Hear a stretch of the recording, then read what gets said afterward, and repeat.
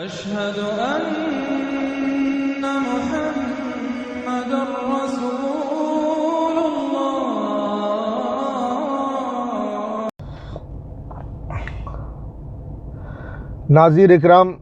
नाज़रीन इकराम अस्सलामु अलैकुम वरहमतुल्लाहि वबरकातुहू। आज 12 जुलाई 2024 है। सुबह जुमा का दिन तकरीबन कमोबेश 7:30 बज रहे हैं, 7:35, 7:40।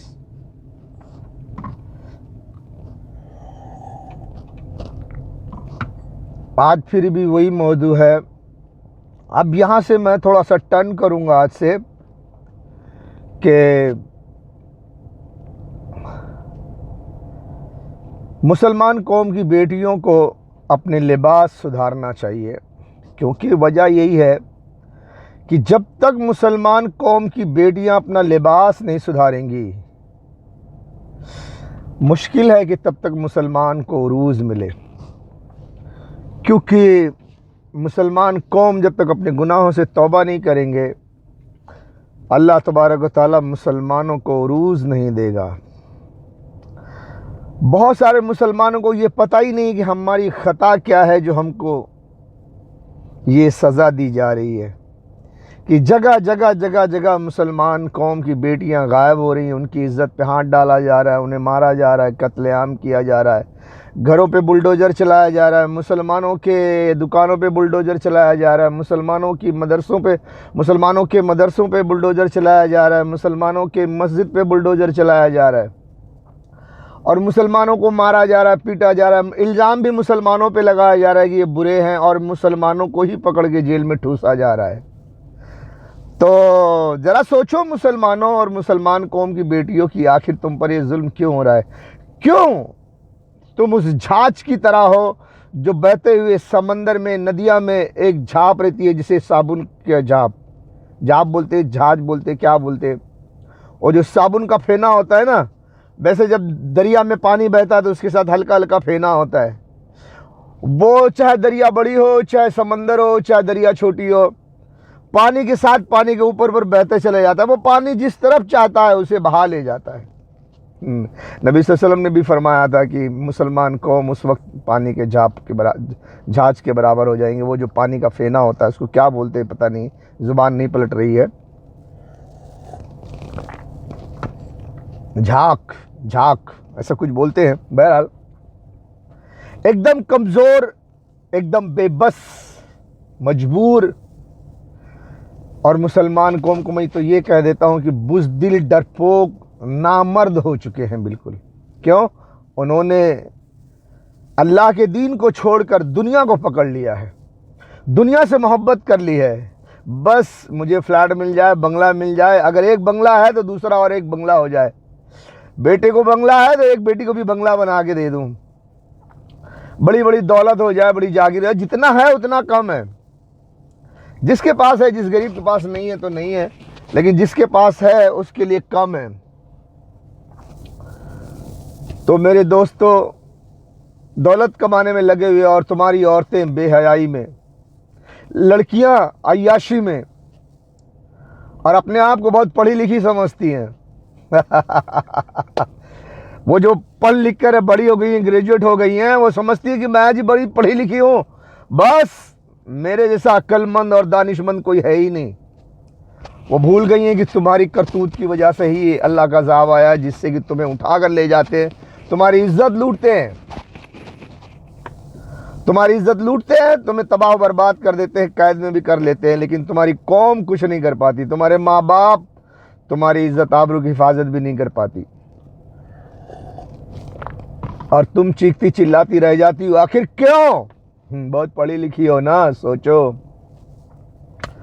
तुम्हारे लिबास गंदे, तुम्हारा नकाब गंदा, नकाब के अंदर जो जीन्स, जो इजार, जो टी शर्ट, जो शर्ट है वो भी गंदा, तुम्हारे ख्यालात गंदे, हाय एंजॉय करो, मजे करो, बॉयफ्रेंड, और माँ बाप को झूठ बोलकर जाना, किसी सहेली के पास मिलने जा रहे हो लेकिन किसी बॉयफ्रेंड के साथ जाके घूम के अय्याशी करके आओ। बहुत किस्म की बुराई है जो भर चुकी है, पाप का घड़ा बिल्कुल भर चुका है। इसके लिए तुम्हारे हिस्से में तबाही बर्बादी आ रही है। फिलिस्तीन की बच्ची देखो कैसे चिल्ला रही है। अगर वीडियो मिल गई तो मैं दिखा दूंगा, मैंने देखा है, मैंने कॉपी करके रखा हुआ है, लेकिन अगर एडिटिंग करने के टाइम अगर मिल गई वीडियो तो मैं आपको इसमें डाल दूंगा थोड़ा सा कि किस तरह से चीख रही है। अरबी में कह रही है कि तादना तादना तादना, ये ऐसा लफ्ज़ तुम बार बार सुनोगे उसके ज़ुबान से, और तड़प तड़प कर कह रही है। ज़रा उसका चेहरा देखो कि कैसा है, ना खाना मिलता है, ना पानी मिलता है, ना रहने के लिए सोने के लिए कोई एक जगह मिलती है, और वो कह रही है अरबी में चीख चीख कर कह रही है कि मैं थक गई हूं, तादना तादना, मैं थक गई हूं दर बदर की जिंदगी से, बदर बदर भटक भटक करके। उसे ले जाते हैं, कभी एक जगह ले जाते हैं, कभी यहाँ ठहरो थोड़ा, फिर वहाँ बमबारी होती है, फिर वहाँ से हटाते, चलो भाग के, चलो भागो यहाँ से, वहाँ जाओ, यहाँ जाओ, वहाँ जाओ, यहाँ जाओ, दर बदर पूरे गजा में, राफा में भटक रही हैं। कोई मदद करने वाला नहीं, जहाँ जाते वहाँ मिसाइल गिरती है, बम गिरता है, इजराइल के पुलिस वाले हमला करते हैं, गोलियां चलती हैं, भागती है बेचारी, तड़प तड़प कर कह रही है कि मैं हम थक गए, भाग भाग कर, दर बदर की ठोकरें खा खा के थक गए। लेकिन देख लो वही अरब शराब और अय्याशी में डूबा हुआ है, पूरा का पूरा अरब गल्फ को देख लो, कोई भी उन बच्चियों की हिफाजत करने वाला कोई नहीं है। है कोई उनकी हिफाजत करने वाला? है नहीं है। तो हिंदुस्तान के, पाकिस्तान के और बांग्लादेश की मुसलमान लड़कियों, और मैं खास करके हिंदुस्तान की लड़कियों कह रहा हूं, मैं खास करके हिंदुस्तान की अपनी कौम की बेटियों को कह रहा हूं कि अगर तुम बेहयाई बदकारी करोगी तो तुम्हारी हिफाजत करने वाला कोई नहीं आएगा। उनके लिए तो कोई खड़ा हो गया है, ईरान है, हिजबुल्लाह है, हुती है, यमन है, वगैरह वगैरह। लेकिन हिंदुस्तान की लड़कियों, तुम्हारे लिए कोई भी खड़ा नहीं होगा। जरा सोचो कि तुम्हारे आगे पीछे कौन है। जरा सोचो कि अगर तुम पर यह मुसीबत आ गई तो तुम्हारी हिफाजत करने के लिए कौन आएगा। जरा सोचो मुसलमान कौम की बेटियों, अगर तुमको, तुम्हारे घरों को बुलडोजर चला के तुम्हारे घरों से तुम्हारी जवान बेटियां छीन ले जाएंगे, उठा ले जाएंगे तुम्हारे सामने, पुलिस लगा के, फोर्स लगा के, हिंदुस्तान की हुकूमत, क्या करोगे? कौन आएगा तुम्हारी हिफाजत के लिए? हाँ, तो मुसलमान कौम की बेटियों, तुम क्यों नहीं सुनती, क्यों नहीं समझती हो कि अपने गंदे नकाब को बदली कर लो, अच्छे नकाब पहनो जिससे तुम्हारी पूरी जीनत ढके, टाइट नकाब जिससे तुम्हारी पूरा जिस्म दिखता है, और पूरा साइज़ नाप लो, अंदाज़ा लगा लो कि ये जिस्म का ये हिस्सा कैसे साइज़ का है, कितना लंबा, कितना मोटा, कितना क्या, कितना क्या, कितना क्या है। मुसलमान लड़कियों, तुम जो अपने माँ बाप को धोखा देकर इधर उधर अपने बॉयफ्रेंड के साथ अय्याशी करने जाती हो, अल्लाह ऊपर से सब देख रहा है। तुम पर अगर जालिम कौम को मसल्लत कर दिया, वो तुम्हारे घरों से तुम्हारी इज्जत आबरू से खेलने लग गए, तुम्हारे घर से तुम्हें उठाकर तुम्हारी इज्जत आबरू से खेलने लग गए, तो जरा सोचो कि तुम्हारी हिफाजत के लिए कौन आएगा। है कोई तुम्हारी हिफाजत के लिए? है कोई तुम्हारा मददगार?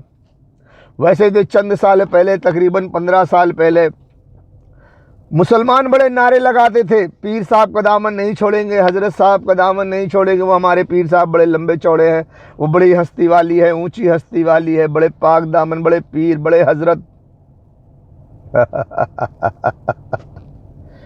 कहाँ गए वो तुम्हारे पीर साहब, हजरत साहब? तकरीबन 10 साल से ऊपर हो गए मुसलमानों पे जुल्म होते हुए। 2001 से हो रहा है दुनिया भर में, और आज तक मुसलसल हो रहा है, दिन ब दिन बढ़ते जा रहा है। लेकिन अभी एक भी पीर का नाम नहीं सुना कि जो दुश्मन के सामने खसीना तान कर खड़ा हो जाए और कहे जालिमो, मुसलमानों की इज्जत आबरू से मत खेलो। है कोई? आया कोई? इतने पीर साहब, इतने हजरत साहब के दामन पकड़े हुए थे, कहाँ गए सब? गायब हो गए। ज़ल्लमन तदून इल्ला इय्याह, अल्लाह ने कुरान में फरमाया कि सब के सब गायब हो गए सिवा अल्लाह के। मुसीबत की घड़ी में सिर्फ अल्लाह याद आता है, उसके बाद तो लोग अपनी मर्जी से कुछ भी डायलॉग मारते हैं। इल्ला ज़न्ना, महज ख्यालों से। अल्लाह कुरान में फरमाता है काफिरों के मुतालिक के वो महज अपने अटकल पे चलते हैं, महज ख्याली पुलाव पकाते हैं, अपने ख्याल पे चलते हैं, इल्ला ज़न्ना। और तरह तरह की बातें करते हैं, लेकिन जब मुसीबत में पड़ जाते हैं तो सिवा अल्लाह के उनको कोई नहीं याद आता। और जिनको वो अल्लाह के सिवा पुकारते होते हैं कि बड़े पीर साहब हैं हमारे, बड़े हजरत साहब हैं हमारी दुआ, बड़ी दुआ कबूल करते हैं, बड़े मदद करते हैं, बड़े मददगार हैं, सब गायब हो जाते हैं। इसलिए अल्लाह कुरान में फरमाता वाह भूल गया मैं, ज़ल्ल मन तदून इल्ला इय्याह। सब के सब गायब हो गए सिवा अल्लाह के, अब तुम्हें कोई नहीं याद आता। जैसे मुसीबत टल जाती है वैसे फिर वो अपने गैरों को पुकारना शुरू कर देते हैं। अल्लाह ताला कुरान में फरमाता है अल्लाह अल्लाह अल्लाह अल्लाह अल्लाह, ये तो बड़ी मुसीबत है यार, जब मैं बोलना चाहता हूँ तब ज़ुबान पे लफ्ज़ नहीं आता। बहरहाल कोशिश करता हूँ। वइज़ा मस्साकुमुज़्ज़र्र फिल बहरि ज़ल्ल मन तदऊन इल्ला इय्याह। वइज़ा देखो फिर भूल गया मैं। वइज़ा मस्साकुमुज़्ज़र्र फिल बहरि ज़ल्ल मन तदऊन इल्ला इय्याह। सब याद रहता है लेकिन वक्त पर भूल जाता हूँ, ज़ुबान पे नहीं आता, क्योंकि माइंड में कुछ और रहता है, फिर वो साइड से कुछ और लेना चाहता हूँ तो दिमाग नहीं चलता है। वइज़ा मस्साकुमुज़्ज़ुर्रु फिल बहरि ज़ल्ल मन तदऊन इल्ला इय्याह। वइज़ा मस्साकुमुज़्ज़ुर्रु फिल बहरि ज़ल्ल मन तदऊन इल्ला इय्याह। शायद मैं भी अभी सर्टिफाइड नहीं हूँ कि मैं सही आयत पढ़ रहा हूँ, बहरहाल उर्दू का तर्जुमा करता हूँ।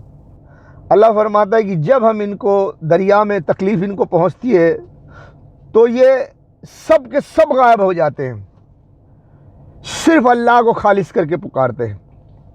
वइज़ा मस्साकुमुज़्ज़र्र फिल बहरि ज़ल्ल मन तदऊन इल्ला इय्याह।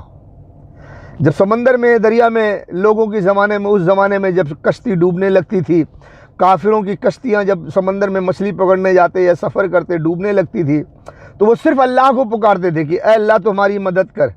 और जब अल्लाह तबारक ताला उनको बचा लेता था दरिया से तो वो मुकर जाते थे। जब वो ज़मीन पे बच जाते थे, हाँ अब मैं सेफ़ हो गया हूँ, बच गया हूँ, तो वो फिर मुकर जाते थे, फिर अपने गैरुल्लाह को पुकारना शुरू कर देते थे। हाँ जी, हमारे हजरत साहब की, पीर साहब की मदद थी। तो अल्लाह फरमाता है वकानल इंसान कफूरा, और बेशक इंसान बड़ा कुफ्र करने वाला है, इनकार करने वाला है, नाशुक्रा है कि उसको जब समंदर में तकलीफ़ पहुँचती है तो सिर्फ अल्लाह को पुकारता है, और जब अल्लाह उसको निजात दे देता है, समंदर से निकाल के, तूफ़ान से निकाल के ज़मीन पे पहुँचा देता है, कश्ती किनारे लगा देता है, तो आरस तुम वो मुकर जाता है, फिर वो मुकर जाता है। नहीं जी, हमारे पीर साहब तो बड़ी हस्ती है, पीर साहब का दामन नहीं छोड़ेंगे, क्योंकि अल्लाह ने बचा लिया। उस वक्त मुसीबत थी इसलिए अल्लाह को पुकारा, मुसीबत से निकल गए तो भूल गए अल्लाह को, फिर वो काफिरों को पुकारना, अपने कुफ्र पर कायम हो गए, गैरुल्लाह को पुकारना शुरू कर दिया। पीर साहब, हजरत साहब, दस्तगीर साहब, वली अल्लाह, औलिया साहब सब हमारे हैं। फिर अल्लाह फरमाता है आरस तुम, वो मुकर जाते हैं। फिर वकानल इंसान कफूरा, और बेशक इंसान बड़ा नाशुक्रा है। ऐसे मुसलमान हैं इस वक्त 10 साल से, 12 साल से मुसलमानों को रूए ज़मीन पर बड़ी तकलीफ़ है, बड़ी तकलीफ़ है, बड़ी तकलीफ़ है, बड़ी तकलीफ़ है, बड़ी तकलीफ़ है। तो ये मुसलमान अभी जब तकलीफ़ पड़ती है तो अल्लाह ही अल्लाह, अल्लाह हमारा मज़हब इस्लाम है, अल्लाह हमारी हिफाजत करेगा, अल्लाह किसी वक्त के मूसा को भेजेगा। नारेबाजी लगा करते हैं, शायरी बोलते हैं। अभी एक नई शायरी, पूरा शायरी याद नहीं, लेकिन वो कहते हैं ना जी कि अगर तुम हो फिरऔन तो मूसा ज़रूर आएगा। हाँ, तो ऐसी शेर व शायरी बोल के बड़ा जज्बाती आते हैं, अल्लाह वक्त का मूसा भेजेगा। अच्छा, इससे पहले तो कहते थे कि फलाने बाबा का दामन नहीं छोड़ूंगा, दिमाग पीर साहब का दामन नहीं छोड़ूंगा, और फलाने औलिया बड़ी दस्तगी, फलाने औलिया बड़े पहुँचे हस्ती हैं, उनका दामन नहीं छोड़ूंगा, वो हमारी मदद करते हैं, वो हमारी दुआ कबूल करते हैं। डायरेक्ट अल्लाह से दुआ मांगो तो कबूल नहीं होती। 10 माले की बिल्डिंग की मिसाल देते हैं, लिफ्ट सीढ़ी की मिसाल देते हैं। भैया आज तो कुछ भी मिसाल नहीं देते हो और पीर साहब को भी भूल गए हो। अल्लाह अल्लाह अल्लाह अल्लाह। हाँ मुसीबत है ना, लेकिन जैसे अल्लाह ही मुसीबत को दूर कर देगा फिर तुम्हारे पीर साहब हजरत साहब, अरे हमारे हजरत साहब पीर साहब, है ना। कुछ दिनों पहले एक छोटा बच्चा पुलिस की गोली से मारा गया था। भीड़ में गया था तमाशा देखने, पुलिस ने उससे गोली मार दिया। उनकी माँ का ही कहना है मेरे बच्चे ने कुछ किया नहीं, उसे वो खड़े होकर देख रहा था, पुलिस ने उसको गोली मार दिया। जब वो मर गया तो बाद में वो रो रही थी, मेरा बेटा इस्लाम के लिए शहीद हुआ है, मेरा बेटा इस्लाम के लिए शहीद हुआ। गया था तमाशा देखने, पुलिस की गोली लग गई तो इस्लाम के लिए शहीद हुआ है।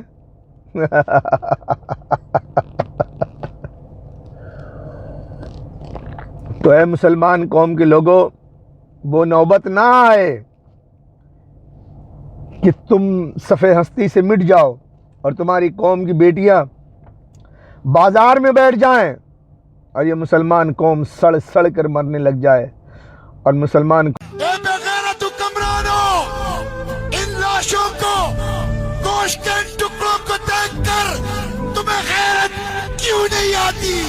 तुम कैसे सोते हो, तुम कैसे पीते हो, तुम कैसे खाते हो, तुम कैसे जिंदगी गुजारते हो? ए बेगैरतों, ए जर्नेलों, ए हुक्मरानों, तुम कब जागोगे, कब जागोगे? वो बेचारे फरियाद कर रहे हैं, बुला रहे हैं तुम्हें। कोई हाफिज कुरान आर्मी चीफ साहब रसूलुल्लाह की उम्मत कट रही है, लोग उनके आज़ा के टुकड़े चादर में समेट रहे हैं। तुम अपने एटम बम और मिसाइलों के साथ तमाशा देख रहे हो। हमसे बर्दाश्त नहीं हो सकता, हम ये नहीं देख सकते, हम ये बर्दाश्त नहीं कर सकते। जुर्रत करो।